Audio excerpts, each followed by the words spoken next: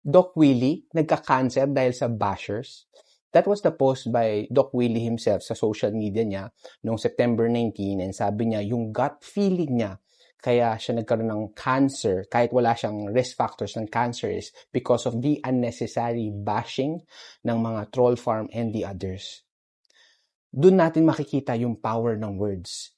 That words can build up, but also it can tear down.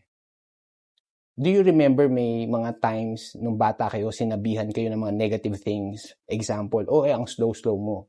Kahit hindi ka slow, pwede kang lumaki na feeling mo ang slow mo. Sinabihan kang pangit ng bata, pero hindi naman. So, lumaki ka na hindi ka confident, feeling mo hindi ka maganda. Ganun ang power ng words.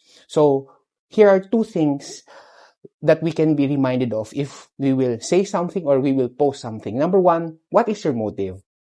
Ano ba yung point mo? Ba't mo sasabihin yan? Is it to correct? Is it para matulungan sila? Or gusto mo lang makabuild ng clout? Or mapakita na ang talino mo, ang witty mo, nakakatawa yung hirit mo? Ano ba yung point? Ano yung reason? Bakit mo sasabihin to or ipopost to or i-comment to? Number two, what will be your manner? It's not just about what you will say, but how you will say it. Paano mo ba siya sasabihin? Sasabihin mo ba ng pagalit? Sasabihin mo ba ng may kindness, may grace and compassion? Minsan nawawala yun, especially kung mataas ang emosyon eh. Yun yung two things.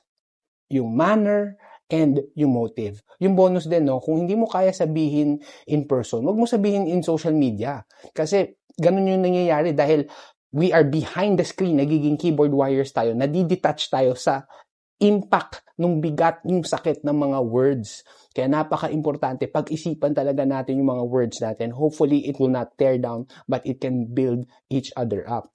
So, Doc Willie, we pray na sana gumaling ka. Alam ko maraming nagpipray din para sa'yo. Marami ka pang pwedeng tulungan.